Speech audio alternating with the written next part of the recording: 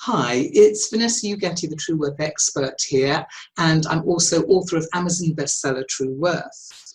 And today I'm going to be talking to you about how to charge what you're worth and get it, which is my absolute favourite subject. Now, if you don't know me, I'll just explain very briefly why I am qualified to talk about this subject. So back in 2013, and I won't go into the whole story, I discovered that this was my niche because I so badly suffered from the problem. I was absolutely clueless, hopeless, embarrassed about the whole charging process, and I had no idea how to go about it. So discovering this enormous pain in myself made it very, very clear why I needed to solve the problem, not just for me, but because I wanted to help other people as well. So that's why I'm talking about the subject. Now, I've decided not to use slides because I don't actually think it's necessary for what I talk about. What I want you to be doing is listening and checking in with yourself as to how you feel and what is resonating for you, because it's more or less experiential, if you like, and then you can scribble things down if it's relevant. I think that's probably all I need to say at the beginning. So what I'm going to be doing is looking at who has the problem, what it is, and how to solve it. So if you imagine, the way I look at it is that we're all on a spectrum, and at one end of the spectrum you've got 0, and at the other end of the spectrum you've got 100. And the person at the 0 end is 0% competent and confident in charging what they're worth. And of course, the person at the other end is 100% confident and competent in charging what they're worth all the time. Now, the chances are you don't fit into either end, but you're somewhere along that spectrum.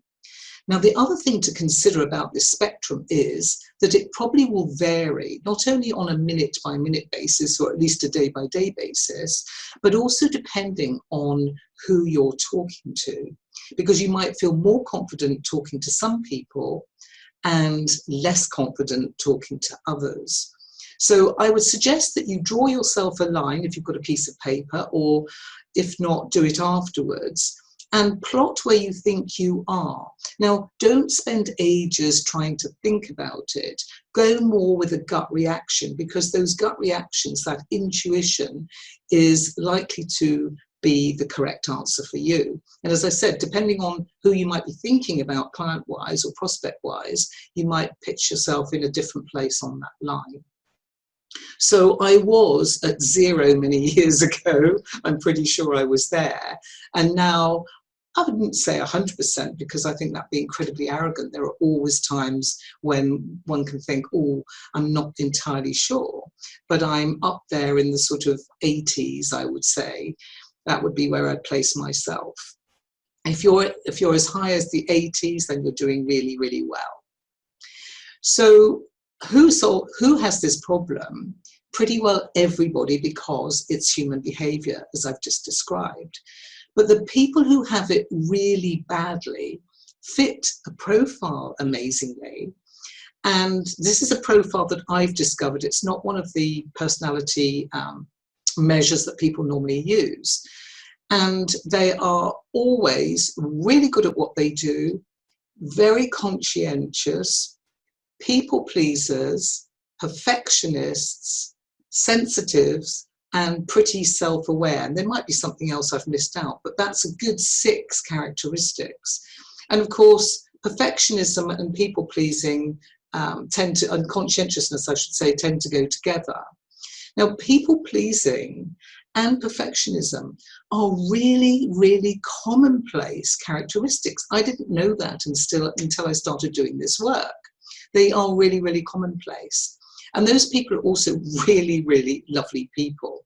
So the characteristics themselves are not terrible, but when they are applied all the time, it does cause a lot of problems for those people. So what are the problems that not charging what you're worth will actually cause you. They will cause you, of course, to lose money. And the more often you're doing those behaviors, the more money that you're losing. And it isn't really what I would call a sustainable business model. But there are other things that you need to consider about making sure you're charging properly. And they are that if you're not charging properly, it usually means that you're working way too hard, and you're running around like a headless chicken. And you might recognize this in yourself. Now, if you think about what's going on in the world now, we're now in October 2020, so 7 months practically since we first went into lockdown. If you struggled with charging before lockdown, I can guarantee that you'll be having that problem, and it will be probably worse now. And the reason is, of course, that emotions have been increased, they've been heightened over the last few months. So people are scared. Fear is rife, and fear will tend to cause people to drive their prices down. So it's really, really important to understand what the triggers might be for you, what is causing you to do that. Now, one of the other problems that people have when they're not charging properly, because of their nature, etc., and their behaviors, is that they will often attract the sort of people or clients that are what I call PITA clients. Now, PITA actually stands for pain in the, and you'll have to fill in the blank for yourself, because I wouldn't like to say that in a recording. And those sorts of clients, everybody I am sure listening to this will have had some experience of this, where you get a client who doesn't want to pay you very much, but it's that client who wants to ask you millions of questions, spend way too much time of yours, and then be late paying the bill at the end of it. So I encourage all my clients to make sure that they look for appropriate clients, what we call ideal clients or perfect clients. I prefer calling them perfect clients. Not that they're perfect, but they're perfect for me. It's about having the right fit. So people who recognize, for example, for me, people who recognize that they have the problem, and they recognize they've got the problem and it's causing them a lot of challenges in their business and in their life. People who actually want to change, people who are willing to invest in themselves, and people who pay properly and on time. They're all tick boxes for me. So you need to think about what is it that you will tolerate from clients and what won't you tolerate. Because it's funny, along with the charging what you're worth goes taking charge, not just of your business, but of your clients as well. And people who don't charge what they're worth are often being led by the client instead of themselves. So that's a big challenge. So there you have all these challenges that people have with not being able to charge properly. So they're undercharging, they're discounting, they're over-servicing clients, they're working with clients that aren't good for them. And they're like a hamster on the hamster wheel. They're going round and round and round and round and round. And of course, the more they're doing that, the faster they're spinning. They have no idea how to get off. And so they land up probably falling off. That's where the stress comes, the anxiety, the relationships not working very well because their time is so short. And this is where you have to say, this is not going to work. You have to stop and realize that if you continue doing the same things, you're going to get the same results. But there is a way of solving this problem. Before I go into that, how to solve the problem, I want to tell you a quick story about a lovely lady I worked with. And she was an ISO, or still is, an ISO client. And I met her when I was speaking. You know, in the days when we could speak live and go to live events? Yes, it was one of those. And when I was talking, everything I said was resonating so much for her that she came up afterwards and spoke to me, and we landed up working together, and she absolutely ticked all my boxes. So that was no problem for me whatsoever. So she was incredibly good at what she did, but she didn't value herself and she didn't know how good she was. She was working 6.5 days a week on client work, 6.5 days a week. She was married with a teenage child and a dog, and they were not getting a look in. The husband was shouting constantly for her to stop working so much, but she was on that hamster wheel and she didn't know how. What she said to me was, what I want to achieve is maintaining the income that I've got, that I'm earning, but I want to be able to reduce from 6.5 down to 4 days a week, 6.5 days down to 4 days a week. So that seemed like quite a tall order. So we started looking at what was going on. There was a lot going on. She was doing a lot of work that she wasn't billing for, that she hadn't really realized. She was certainly not controlling her clients. They could do everything and anything at any time. She was working with clients that she didn't even want to work with, some of them. So that's the challenge, is that because of the people pleasing, they don't want to upset anybody, and so therefore, or she didn't want to upset anybody, so therefore she was continuing in that vein. But in the 6 months we worked together, we solved all those problems. Her billing was lacking by 25%. We brought it all up. Her days working have come down. She's completely in charge of her business, and now she's actually doing all of her auditing remotely, whereas before she was going into people's offices. And of course, COVID has helped her move along that much further. But if she hadn't actually done the work with me pre-COVID, Lord only knows where she should have been. So now you're probably sitting there saying, Vanessa, will you just get on and tell us what the solution is, please? So I had an epiphany. Well, actually, I was lying in bed. You know, when you're half awake or half asleep, either early in the morning or at night time. And this formula, I call it now the magic formula, appeared in my mind. And as soon as I saw it, I knew it was correct. I knew it was right. And so if you've got your pen and paper, you can write this down. The formula goes like this: UV plus CV plus CD equals CW. And I'm not going to play around because we don't have a lot of time, but the UV stands for understanding your value.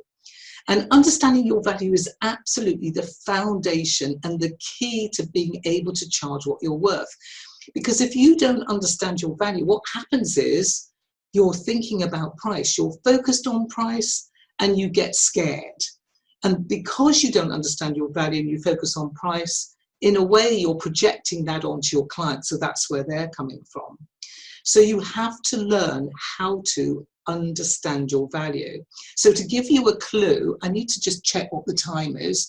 To give you a clue, you need to think about your expertise and perhaps how long you've been doing whatever you've been doing, and the fact that you get results for your clients. Think about the results even that you get for your clients.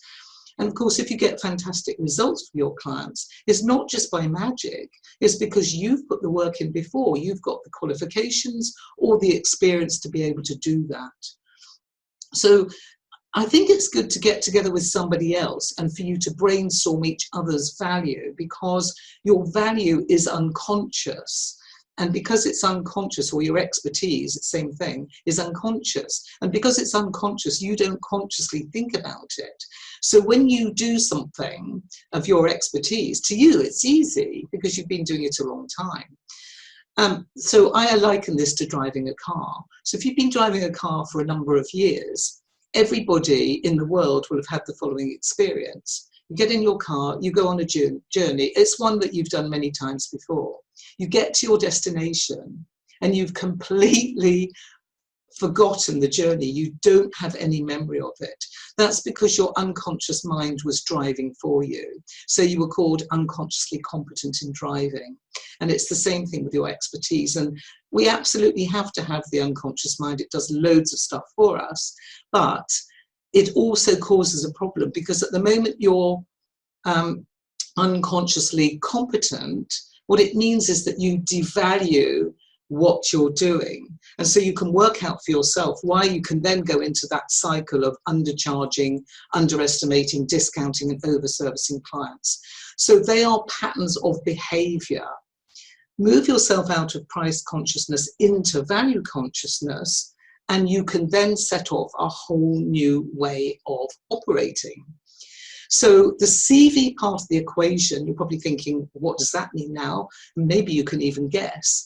It means communicating your value. But of course, if you don't understand your value, it means you can't possibly communicate your value to your clients. And this is important because don't make the assumption that your clients understand what the value is. You need to guide them into understanding that. And so you can ask for a client what it means to them when they have the problem that you're solving solved. What will it mean to them? How will it look for them? What will their life be like? What will their business be like? So you need to dig into that, not be scared to have conversations with clients about that aspect rather than just how you can solve the problem. So communicating your value is massively important, and also understanding the value from the client's perspective. And the third part of the equation is confident delivering fees. Now, this one is a biggie, and as I said early on, I was absolutely useless at this. But it is absolutely key. If you're not confident talking about your fees or your prices, what will happen is it will be obvious to the client or the prospect that you're not confident. So they will sense it, and then they will start trying to drive your prices down. But when you're confident, people don't like to query it. They honestly don't. And I've had this said to me. I had a couple of clients independently say to me, when I first had my meetings with them and I was discussing, or not discussing, but telling them what the fees would be towards the end of the meetings, they said I did it in such a lovely way that they felt really comfortable with it, and they didn't actually feel that they could even start bartering or anything with me, which of course is not what I want to be doing, because I do not do that. But that was evidence to me that because I was now confident and was able to deliver it in a way that wasn't aggressive, that didn't make people feel uncomfortable, and I wasn't apologetic either, because often people are apologizing practically for charging, then that meant people just accepted what my prices are or were. So the whole point about this charging stuff as well is that once you understand your value and you're confident about talking about your prices with your clients, they will feel much more confident in you, and they will reflect that back because they will tell you how much they value you.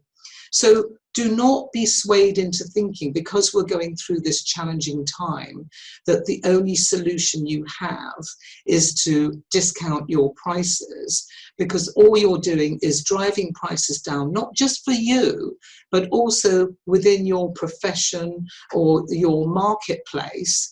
And that's not helping anybody else. And actually, it's not even helping the economy either. It's much better for you to decide, this is what I know the solution is worth to the clients. Choose the clients who are the clients who will value that, and you'll get the results for them. Because to me, that's really, really important. I don't want to work with somebody if I don't have value for them and I can't help them get the results they want. And stand in your power and maintain that. Do not be scared and think, no, I've got to do what everybody else is doing and cut my prices. You know, at the beginning of lockdown, I've never cut my prices, just so you all know. But at the beginning of lockdown, I felt quite uncomfortable about my own subject. And I posted about that on LinkedIn quite recently. But as time went on, I realized that my job is to help people stay strong through this period of time, know who they are, know what they're worth, and be able to work with people who are happy to pay them. And I'm really fortunate that I have taken clients on all the way through lockdown, and they're all really good clients who are getting fantastic results. So I don't know how long this thing is going on with lockdown and COVID and all the rest of it, but stay in the present moment. Keep focused on what you can do within your business. Do not devalue yourself, and I will see you in question time.